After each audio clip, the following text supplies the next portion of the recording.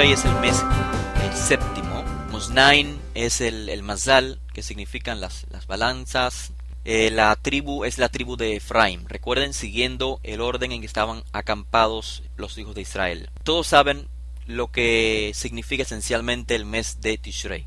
Comienza con Din, comienza con juicio. Después de pasar un mes de Teshuvah, no pensemos que lo que van a venir son flores. No, lo primero que viene es una sentencia, hay un juicio. La Teshuvah no significa te perdono ya, sino que hay un proceso, y por esto digo que la Teshuvah es un proceso. Lo primero que viene es un din, un juicio. Analizar lo que has hecho con tu potencial. Ese es Yom Teruah. Yom Teruah, o ese Yom Hadim, también se conoce en la Torah como el Yom Hadim, el Yom Hahu, aquel día, el día de la sentencia, el día del juicio. Es el día en que todos morimos. ¿Por qué? Porque es el día en que ya no podemos hacer más nada. Lo que hicimos, lo hicimos hasta ese día. Por lo tanto, es el día en que se pone la balanza, y por esto Moznaim. Se balancea lo que hemos hecho y lo que no hemos hecho en base a nuestro potencial. Esto es importante, como dijimos anteriormente en el caso de David y Shaul, cómo fueron juzgados en base a el potencial que cada uno tenía. Luego del Yom Hadim le sigue Hesed, esto es Yom Kippur. Hesed, la bondad. O sea, en el día de juicio aprovechamos analizar, por eso Teruah, Yom Teruah es el día del clamor, el día de la alarma, donde se toca el shofar y nos quebrantamos como escuchando el llamado fuerte de Hashem, y nuestra respuesta, obviamente, quebrantados de corazón ante Él, buscamos de su bondad, y esto es Yom Kippur, donde se nos perdona. Lo importante de Kippur, a diferencia de Slijá o Mejilá, son diferentes términos para el perdón o la disculpa, es que Kippur o Kapará hace referencia a borrar. No existe más nada en la historia, y por eso es que la Teshuvah antecede, la Teshuvah comparada con Yom Kippur es trascendental, antecede la creación. ¿Cómo es posible que yo cometa una serie de pecados, los más malos que puedan haber?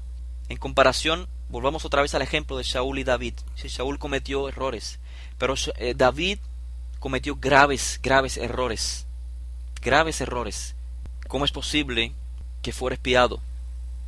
Este es el poder trascendental de la Teshuvah, en base al potencial de cada quien.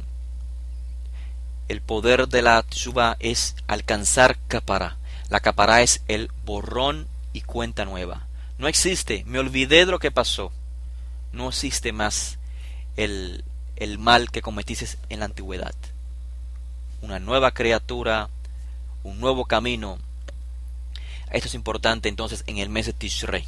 Son los potenciales que existen espirituales, de los cuales podemos, como dije, aprovecharlos, echar manos de ellos para que sean para nuestro beneficio. Y claro, tenemos Sukkot. ¿Qué es Sukkot? Evidencia de más Gesed. Si Yom Kippur fue Gesed, Sukkot es más Gesed todavía. Cronológicamente, ¿qué relación tiene Sukkot con los eventos que ocurrieron en nuestra historia? ¿Recuerdan el pecado del becerro de oro? Los hijos de Israel estaban listos ya para recibir las tablas, las 12 tablas con los códigos de la Torah, pero fallamos por el pecado del becerro de oro. No estábamos capacitados para recibir la Shejinah, la presencia divina. Ese es el objetivo. No solamente que bajara Moshe con las Lujot Even, las piedras, las tablas de piedra, sino que también todo aquello que tomó lugar en el monte Sinaí, toda aquella manifestación física en el mundo de la naturaleza, es realmente la manifestación divina, la Shejinah, que se manifiesta en Ruach HaKodesh cuando se internaliza en el ser humano. Pero no estuvimos listos y Moshe rompió las tablas.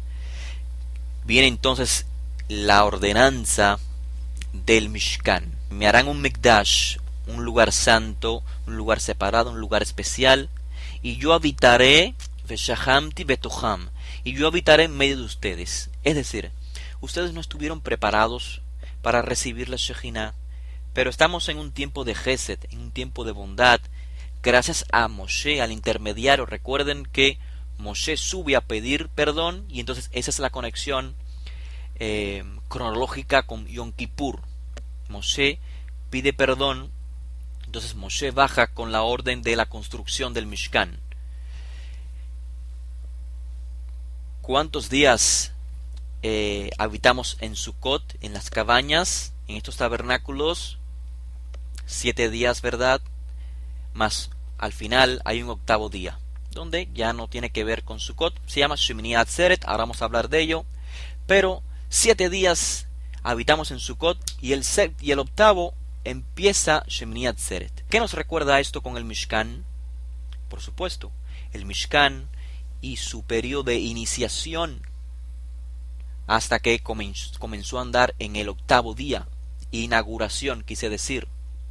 De igual manera, la construcción del Mishkan, la construcción de la Sukkah, vemos una conexión donde Hashem es extremadamente bondadoso con nosotros por méritos de Moshe, por méritos del líder de Israel que da su vida por el pueblo. Recuerden, Moshe dice: bórrame a mí, pero no los destruyas a ellos. Es la intercesión del Tzadik. Entonces llegamos a Shemini Atzeret, literalmente la octava convocación, la octava reunión. ¿De qué nos habla? Nos habla, obviamente, con el número octavo, de lo sobrenatural. Lo natural es hasta el 7. Son 7 días de la semana, es todo lo que podemos hacer nosotros. Yom Hadim, el día del juicio, las balanzas en base a lo que hemos hecho. Yom Kippur, se nos perdona, merecemos en Yom Teruah la segunda redención. Sukkot, se nos permite una segunda oportunidad para recibir la Shejinah después de Yom Kippur. Y Sukkot es realmente la manifestación del perdón en Yom Kippur, de la expiación, mejor dicho, de que Hashem se olvidó de lo que pasó y ahora tenemos que trabajar. Vamos a trabajar para meritar la Shejinah, vamos a construir el Mishkan, vamos a construir la Sukkah. Y llegamos al día octavo, que es cuando comienza el Mishkan a funcionar. ¿Qué es el Mishkan? El Mishkan, claro, es ya la manera de palpar claramente a Hashem en el mundo. ¿Recuerden dónde Hashem se manifestaba claramente en el mundo? En el Mishkan, luego en el Bet HaMikdash. Y eso es entonces Shemini Atzeret, el día octavo, el día en que se manifiesta la Shejinah. ¿Por qué? Porque en Sukkot trabajamos, hicimos todo lo posible espiritualmente, reparamos nuestro ser, reparamos nuestras midot, nuestras cualidades. Y en el día octavo estamos listos para que la Shejinah baje. Y entonces, esto nos habla del Olam Haba. En contraste del Olam Hazé, es como pasar al Olam Haba. Ustedes saben, se traduce como Olam Hazé, la era presente, y el Olam Haba se traduce como la era venidera. Pero quizás no hemos notado, aquellos que no hablan hebreo fluidamente, quizás no habrán notado cómo lo decimos cuando alguien llega a casa. A un varón, Baruch Haba, bienvenido, Baruch Haba. Pero no es una persona que va a venir después, sino que ya viene, está entrando por la puerta, está llegando a nuestra casa, Baruch Haba. Entonces, Haba, y en esta conexión Olam Haba, no es el mundo que viene después, no es el mundo del más allá, sino que es el mundo que está entrando, o mejor dicho, el mundo que está viniendo. Olam Haba es la era que está viniendo. Pero viene en dependencia de quién, de cada uno de nosotros. Es como un mundo que está y a la vez no está. Es un mundo que está esperando por toda la nación de Israel para que acaba de manifestarse. Si entendemos este mensaje del Olam Haba como la era que está viniendo, la era que está entrando, vamos a comprender cuando el Mashiach habla del Malchut Shamaim, como algo que está, como que no está, ¿cierto? Hay veces que decimos, bueno, pero Josué se refería al Malhut Shamayim como en el futuro, pero a veces dice el Malhut Shamayim está aquí, está entre ustedes. Esa es la idea. El Malhut Shamayim es lo mismo que el Olam Haba, es el mundo de la justicia divina, el mundo donde vamos todos a poder convivir en justicia y en equidad. Este es el Malhut Shamayim, manifestado, por supuesto, implementado primeramente desde Israel para el mundo entero, contagiando positivamente al resto de las naciones. Claro, estamos dejando a un lado sin mencionar a Efraín. ¿Qué tiene que ver Efraín con todo esto? Con Tishrei, con el juicio, con Gesed, con bondad. Por supuesto que tiene que ver mucho. Inclusive el próximo mes que le sigue, o sea, mes octavo, el mes de Heshvan, también tiene connotación con Tishrei. Repito, es una escalera sobre la cual vamos escalando, vamos subiendo, vamos acercándonos a la luz infinita, a la verdadera comprensión. Vamos despertando el alma más esa parte del alma más profunda que se va a poder conectar con el Creador en su nivel de percepción, de Yahidá, donde somos uno con el Creador. Aquí están los dos hijos entonces de Yosef Hatzadik, Efraín y Menashe, Tishrei, Heshvan. Recuerden que efectivamente Moshe no dijo nada sobre Menashe y Efraín directamente, sino que mencionó a Yosef, a Yosef, y al final, esto está escrito en Devarim 33:13, si quieren anotar, Devarim 33:13, Moshe se refiere, hace la bendición directa a Yosef, por supuesto a la tribu de Yosef, porque Yosef como persona no estaba. ¿Quiénes conformaban la tribu de Yosef? Efraín y Menashe. ¿Quién es entonces Yosef? Yosef es el Tzadik. Efraín nos habla entonces de una manifestación de Yosef, y Menashe nos habla de otra manifestación de Yosef. Yosef pasó por dos fuertes realidades en su vida: el momento de sufrimiento y el momento de la victoria. Por lo tanto, cuando Yosef comienza a vivir después de tantas penurias, de tanto maltrato y toda aquella historia triste, seguro muy triste, después de todo eso nace Efraín. ¿Y qué dice en referencia a él Yosef? Es porque Hashem le ha hecho fructífero, porque Hashem lo ha hecho tener posesiones, Hashem lo ha hecho crecer materialmente también, después de tanto tiempo sufrir el maltrato en la cárcel, la miseria, la hambruna. Así que Efraín manifiesta este sentido, el sentido de la prosperidad. Heshvan, el mes octavo, fíjense qué interesante que en la Torá a Heshvan se le llama Bul, tiene un nombre también, el nombre Bul, y esto por supuesto nos habla, ¿recuerdan el Mabul? El Mabul es el diluvio, o sea, cuando cayó demasiada agua. Por lo tanto, el Bul es esa gran cantidad de agua, tiene una conexión clara con el agua. Y el Mazal es Akraf. Akraf es el escorpión o el alacrán. ¿Qué tiene todo esto que ver con, en este caso, Menashe? Ya hablamos de Efraín, Yosef. Con Menashe sucedió algo similar que con Efraín. Mientras Efraín, como ya vimos, fue la manifestación del levantamiento físico, el reconocimiento de la grandeza de Yosef, se manifestó en el nombre de Efraín. Hashem me ha hecho prosperar finalmente. Con Menashe la conexión está en referencia al olvido del pasado. ¿Recuerdan cuando nació Menashe? ¿Qué dijo Yosef? Finalmente he podido olvidar todo mi pasado. ¿Pero qué significa olvidar el pasado? No guardar rencores por el pasado. ¿Por qué? Porque comprendemos que todo fue un camino para llegar a un destino. Y esa es la vida del hijo de Israel en este mes de Heshvan.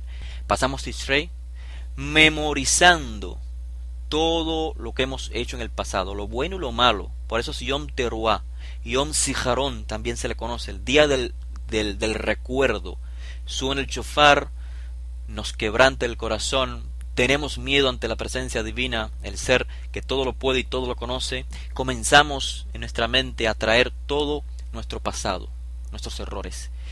Heshvan entonces es ese alivio donde podemos olvidar el pasado, olvidar los rencores que tengamos. ¿Cómo podemos hacer eso? ¿Cómo podemos dejar el pasado atrás? Si comprendemos que todo fue un camino con miras a nuestro bien, al bien de nuestra vida espiritual y física también, como en el caso de Yosef. Pero qué difícil es, estimados oyentes, por ejemplo, la persona que haya experimentado el holocausto. Qué difícil es olvidar el pasado y pensar, eso fue por mi bien. ¿Cuántos sobrevivientes del holocausto hay que niegan a Hashem, niegan la Torah por el holocausto? No fueron capaces de canalizar ese aparente mal en nuestro mundo y entender que hay veces que sufrimos mucho, sí, sufrimos mucho, con muerte física, pero es necesario, quizás no para nosotros en nuestro tiempo de vida, pero sí para mis futuras generaciones. Es interesante que Akrav, el alacrán o el escorpión, en el libro de Primera de Reyes, capítulo 12, se compara a los escorpiones como algo peor que latigazos. El daño que hace un escorpión dice que es peor que el daño que te puede hacer un golpe con un látigo. El dolor, por supuesto, que se experimenta en este mes es la reflexión del pasado. Sí, es doloroso, pero tiene que pasar por nuestra mente. Tenemos que comprenderlo. Por eso el psicólogo trata de que la persona hable y que exponga todo ese mal que tiene, todo ese rencor, que lo exponga, porque si no lo exponemos, si no lo hablamos, si no lo canalizamos con nuestra boca y estructuramos eso en materia, si no sale de nosotros, no vamos a poder olvidar el pasado. O sea, olvidarlo es dejarlo a un lado, comprendiendo de que fue un medio de crecimiento. Recuerdan como dijo Moshe: recordarás todo el camino por donde viniste hasta la tierra de Israel, porque por ese camino Hashem te probó. Y las pruebas, aunque fueron fuertes, murieron muchos en el desierto, en el momento de recibir la Torá, murieron muchos, pero fue con un bien superior, para que hubiese una nación, una generación lista para poder entrar. Así que, repito, el dolor se experimenta, pero es porque estamos reflexionando el pasado. No hay nada malo con experimentar el dolor cuando es en el proceso de reflexión, cuando es en el proceso de canalizarlo de manera correcta y ponerlo en el pasado como un medio de crecimiento. Así que los medios para soportar este mes son los mismos medios que usó Yosef. Recuerden, Yosef vio todo lo que pasó alrededor de él como un medio para alcanzar un objetivo sublime, no para un beneficio propio, sino para un beneficio de una nación. Recuerden que Abraham transmite a Isaac, Isaac a Jacob, Jacob a sus hijos, pero de sus hijos, ¿quién es el que tiene la capacidad de vivir de acuerdo a la promesa? ¿Cuál es la promesa que se está transmitiendo de patriarca a patriarca? Hashem va a ser de nosotros una nación ejemplar que va a vivir en base a la justicia y la equidad y va a traer esta luz al mundo. Los hermanos, obviamente, los hermanos de Yosef, menos Benjamín, no tenían este conocimiento, no habían creído en la promesa.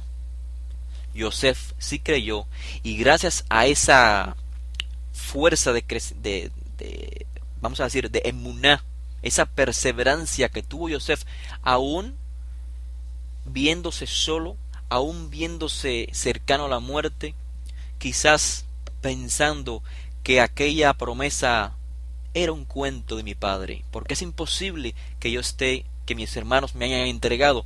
¿Cómo en una familia así podemos llegar a ser una luz al mundo? Bueno, Yosef tuvo emuná. Recuerden que emuná es la perseverancia sobre la verdad, aunque no la podamos comprobar 100%. Sí existe cierta evidencia, pero ¿la podemos comprobar 100%? No. Entonces eso es emuná.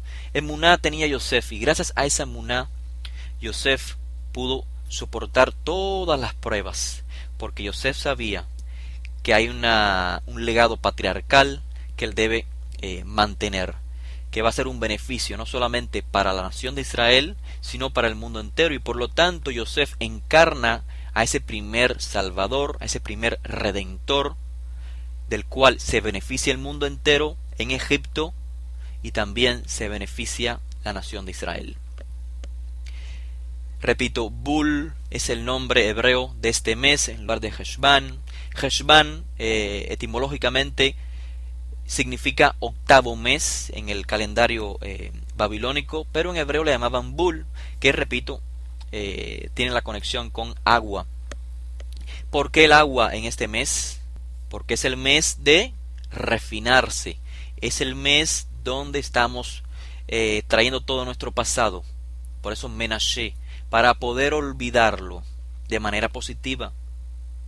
No como el Mabul trajo el agua para destruir a los seres humanos. No, el Bul, este mes, es el agua que nos refina, no nos destruye, sino que nos refina.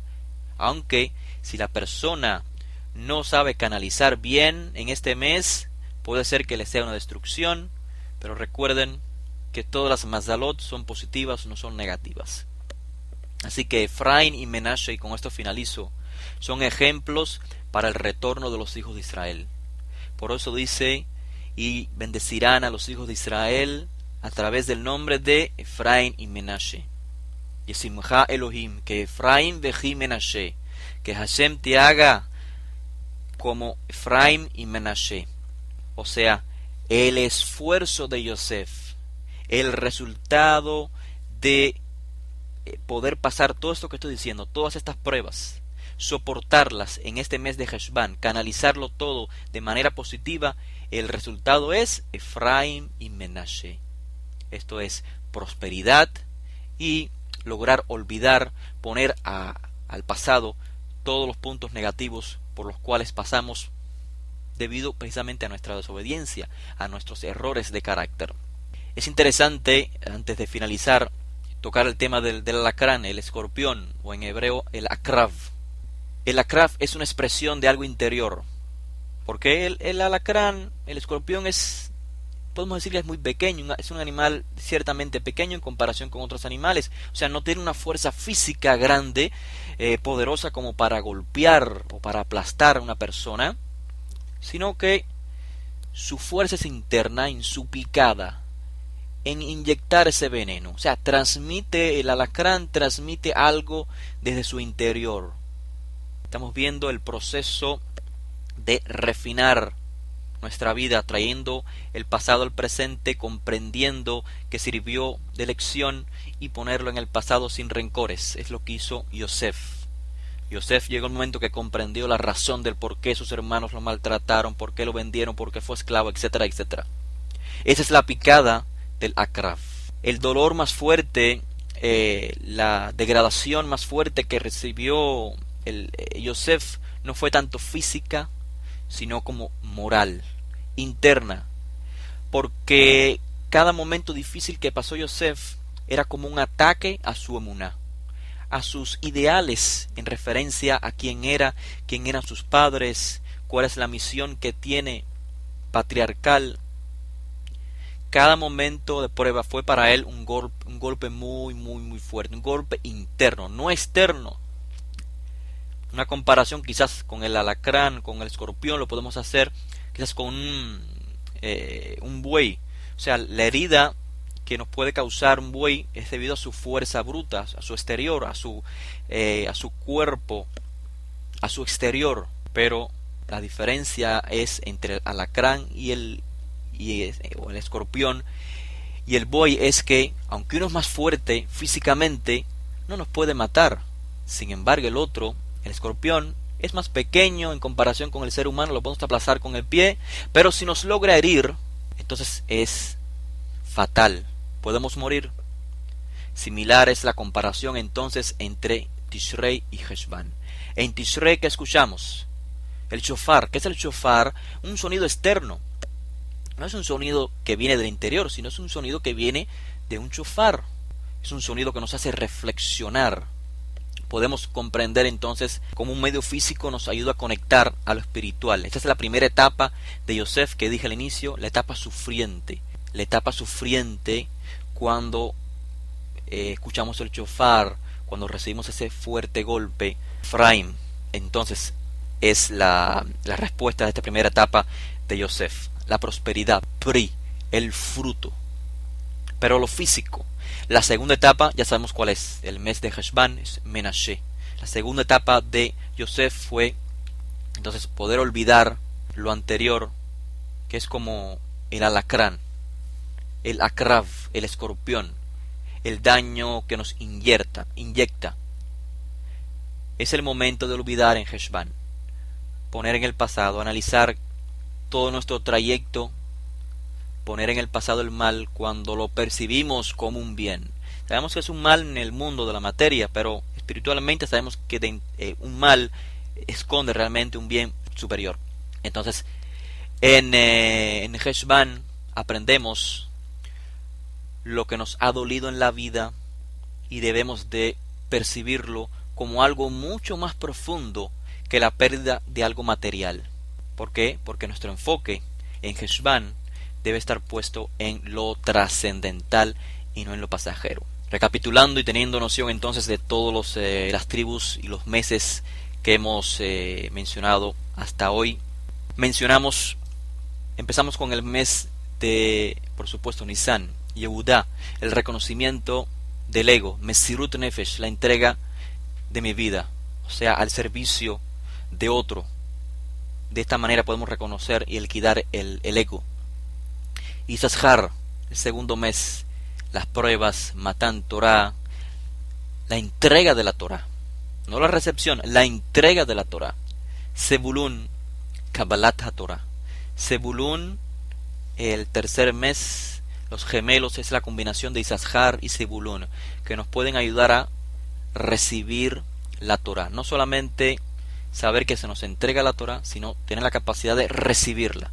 Esto es, como dijimos, unificar la materia y el espíritu, unificar el alma y el cuerpo, salir de Egipto y llegar hasta nuestra tierra prometida, dejar el exilio, que es lo que divide al ciudadano de su tierra natal.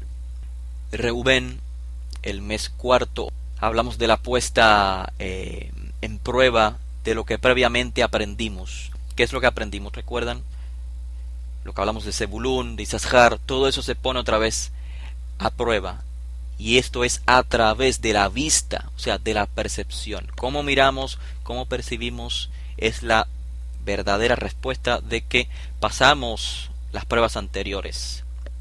Shimón, el mes quinto, el mes de Av, donde la conexión, lo más importante del mes es la audición, refinar nuestra audición.